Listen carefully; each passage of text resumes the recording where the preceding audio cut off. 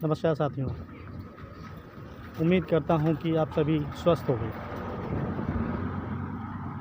जैसा कि सभी जानते हैं कि अब इलेक्शंस का दौर चालू हो चुका है। सभी पार्टियां सारे काम छोड़ के सिर्फ़ और सिर्फ इसी प्रयास में लगी हुई हैं कि किस कैंडिडेट को टिकट दिया जाए जो चुनाव जीत सके। उन्हें इस बात से कोई फ़र्क नहीं पड़ता कि यह किसी क्षेत्र का विकास कर पाएगा या नहीं, या इसका बैकग्राउंड जो रहा है वो किस प्रकार का है।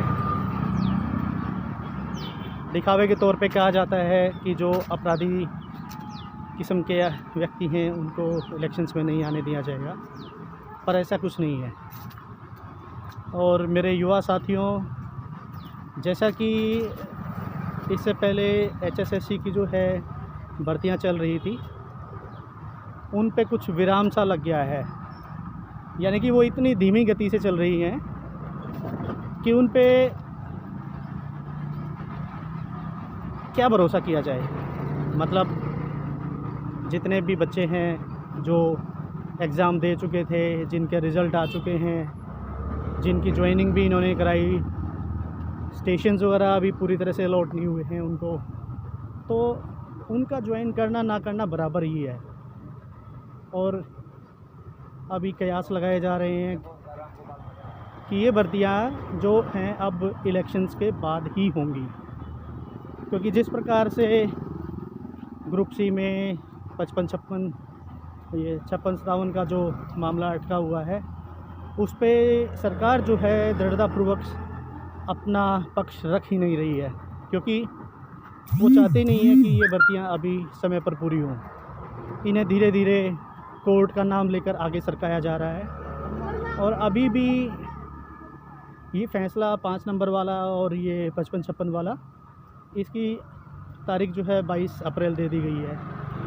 ऐसे ही इनको धीरे धीरे आचार संहिता का नाम देकर और कोर्ट का नाम देकर इन्हें ये लोग आगे बढ़ाते रहेंगे। किसी भी पार्टी को और किसी भी राजनेता को आपके भविष्य से कोई सरोकार नहीं है। उनके लिए बच्चे कोई मायने नहीं रखते। वो बच्चों के खिलवाड़ कर रहे हैं, बच्चों के भविष्य के साथ खिलवाड़ कर रहे हैं। कितने ही माता पिता उम्मीद लगाए बैठे थे कि ग्रुप डी में जो भी बच्चों का सिलेक्शन हुआ है, तो काफ़ी ऐसे हैं जिनके रिश्ते अटके हुए थे या जिनकी शादी के रिश्ते आ ही नहीं रहे थे। तो वो सभी उम्मीद कर रहे थे कि इसके बाद जल्दी से बच्चों का घर बस जाए और एक सुखद भविष्य की कामना कर रहे थे। पर साथियों, हताश होने की ज़रूरत नहीं है। वो कहते हैं ना कि भगवान के घर देर है, अंधेर नहीं। तो आप सब युवा हैं, वोट की ताकत है आपके पास। तो मैं कहना चाहूँगा कि ऐसी निकम्मी सरकार जो हमारी सुनवाई ही नहीं कर रही, हमारे लिए काम नहीं कर सकती, हमारे भविष्य के साथ खेलती है, उसको सत्ता में रहने का कोई अधिकार नहीं है। वो चाहे कोई भी पार्टी हो। मैं किसी पार्टी विशेष की बात नहीं कर रहा। विपक्ष में भी यहाँ कोई दम नहीं दिख रहा आज के समय। सब जिसको टिकट नहीं मिलती है वो दल बदल लेता है। लेकिन बेचारे ये बच्चे जिन्होंने इतनी मेहनत कर करके दिन रात एक करके ये परीक्षाएं पास की हैं, काबिलियत रखते हैं, उन्हें रोज़गार देने का काम कोई नहीं कर रहा। HKRN के नाम पे भी बच्चों को बरगलाया जा रहा है। कभी उन्हें लगा देते हैं तो कभी उन्हें हटा देते हैं। पर बच्चों, नाउम्मीद मत होना, अपनी तैयारी करते रहिए। मुझे लगता है कि लोकसभा इलेक्शंस जो हो रहे हैं, इनके परिणाम का आने वाली भर्तियों पर काफ़ी प्रभाव पड़ेगा।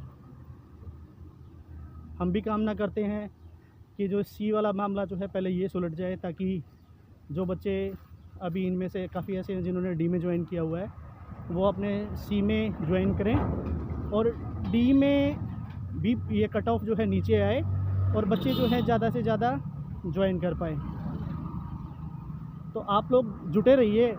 मैं जहाँ तक मुझे पता लगा है, कुछ मेरे भी साथी जैसे पॉलिटिक्स में भी हैं, अभी मेरा भी एक साथी जो है वो एक पार्टी का प्रवक्ता है हरियाणा प्रदेश का।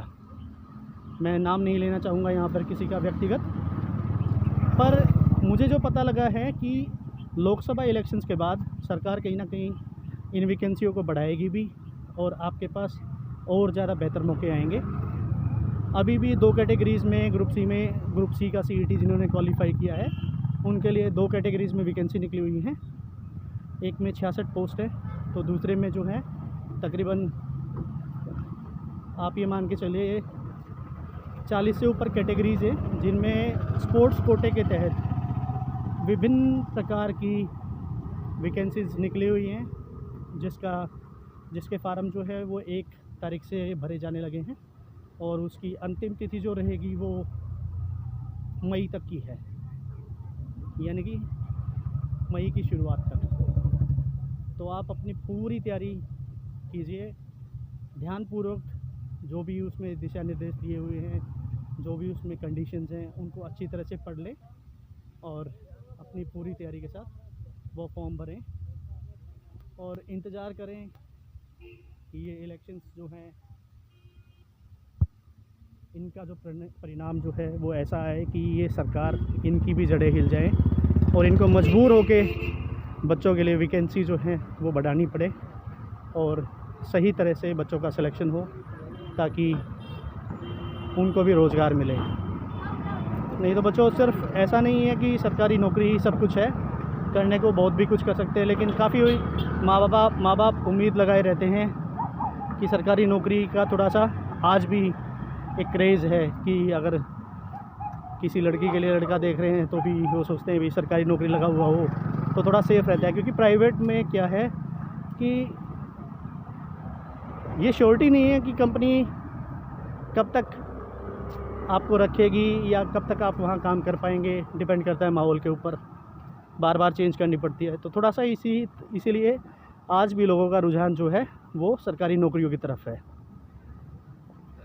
तो दोस्तों आप मेरे साथ जुड़े रहें, मैं कोशिश है कि शायद कल या परसों में एक वीडियो डालूँगा जिसमें जो अभी वैकेंसीज़ निकली हुई हैं उनमें फॉर्म किस तरह से भरना है, यानी कि जो एग्जिस्टिंग कैंडिडेट्स हैं जिन्होंने रजिस्टर किया हुआ है उन्हें किस तरह से भरना है और जो नई रजिस्ट्रेशन जो कर रहे हैं CET क्वालिफाइड हैं उन्हें किन बातों का ध्यान रखना है। और अभी हरियाणा पुलिस के लिए भी जो है फॉर्म भरे गए हैं, लेकिन उसकी भी अभी परीक्षा तिथि जो है दी नहीं गई है। हमें लग रहा है कि इनकी परीक्षा तिथि भी कहीं ना कहीं इलेक्शंस के बाद ही आएगी, यानी कि 4 जून के बाद उम्मीद कर सकते हैं। पर पता नहीं क्यों ये बच्चों के साथ ऐसा, भविष्य के साथ ऐसा खिलवाड़ क्यों कर रहे हैं। जून में इतनी गर्मी होगी, बच्चे कहाँ फिज़िकल दे पाएंगे, कितनी दिक्कत होगी उनको भी। इनको चाहिए कि थोड़ा सा सही समय देखकर, ताकि बच्चों को भी थोड़ी सहूलियत रहे, वो भी और परीक्षाओं की भी तैयारी कर रहे हैं, क्योंकि सिर्फ एक जगह कोशिश करके नहीं बैठा जा सकता। हमें मल्टीपल अटेम्प्ट्स मारने होंगे, तभी कहीं ना कहीं हमें सफलता मिलेगी। बच्चों आप देख रहे होंगे तरह तरह की वीडियोस जो हैं अपलोड होती हैं HSSC के बारे में, जो हर घंटे में 2 घंटे में कुछ ना कुछ अलग अलग बहकाती रहती हैं कि अब ये होगा, अब ये होगा। आप सब पढ़े लिखे हैं, समझदार हैं, युवा हैं, अच्छी सोच रखते हैं। आपको खुद भी पता होगा कि अभी नेताओं का खुद का भविष्य तय नहीं है, तो आप लोगों का भविष्य क्या तय करेंगे।